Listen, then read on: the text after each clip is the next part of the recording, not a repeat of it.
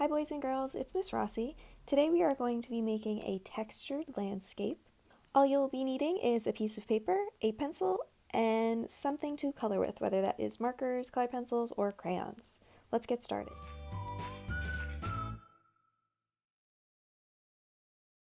So the first step of making our textured landscape is going to be deciding whether you want to hold your paper horizontally, so it is long left to right, or if you want to hold your paper vertically, so it is longer going up and down. I'm going to hold mine horizontally for my landscape. I don't think I'm going to have the features of my landscape being very tall. I'd rather them be longer in this case. So I'm going to hold my paper horizontally. You can pick which one is going to work better for yours. So we talked about landscapes in class before we left. And you guys can actually pick whatever kind of landscape you want to draw for this project. You can do a beach scene, a forest scene, maybe it's your backyard, whatever kind of outdoor scene you want as your landscape will work. So we're going to draw our landscape first, and then we're going to add different patterns and designs inside each section of our landscape to show different textures. Texture is what we use to describe how something feels. So when you're creating texture on a 2D surface, an easy way to do that is through implied texture, where you are using patterns, lines, or shapes to make a surface look like it could have some sort of different feeling than just plain old paper. So we're going to use different designs and different patterns inside each section of our landscape instead of coloring in each section. And that's going to give each section its own texture, and it's going to create a really nice picture when we're done. With this landscape, I think I'm going to do some mountains in the background, some flat land in the foreground, so closest to the bottom of my paper, and then I might have a sunset or a moon, I'm not sure yet, in the sky.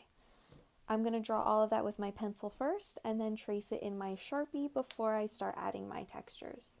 Tracing everything in Sharpie is going to separate each section of my drawing and make it a lot easier when I have to add different patterns into each part.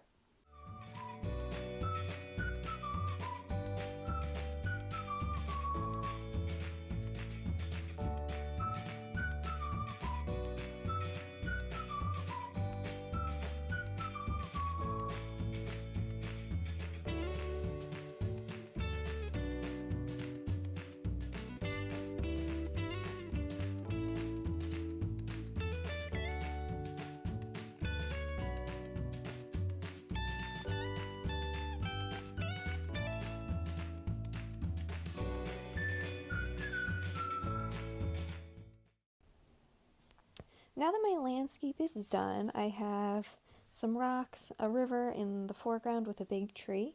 Then in my middle ground I put a little house. I continued my river as it got smaller as it approached the background with some mountains. I put a moon in the sky with some clouds. I traced all of my pencil lines with Sharpie and I erased whatever lines were left. Now I'm going to take some markers and some crayons and start to add color. So in each one of these separate shapes that my Sharpie outline created, I will add a different pattern to create my textured landscape. So my patterns are going to consist of repeating lines or repeating shapes. In my smaller areas, I think I'm going to use crayons since those are a lot smaller. It's going to be easier for me to make those designs. In these smaller sections, like in my house or in the part of my river that's in the background, when I'm doing my mountains, since they are similar, I'm going to use similar colors, but I'm going to create different patterns inside those. So same with my river. Since it's a river all the way through, I want the river to be in the same color family, so I'm going to try and use different blues, but keep them in different patterns to create that textured landscape. If you're afraid of making a mistake, you can draw your patterns with pencil first and then go over them, but I'm just going to go in with my different colors and just start making patterns to fill in those sections.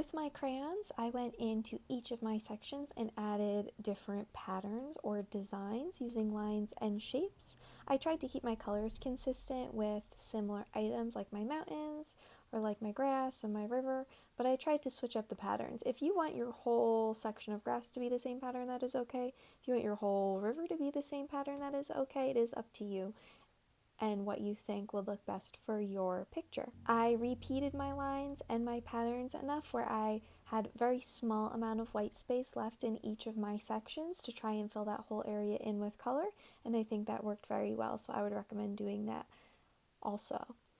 Once you are finished, be sure to take a picture of your landscape and share it with me on your Google Doc. I would love to see what it looks like. Have fun and get creative. Bye!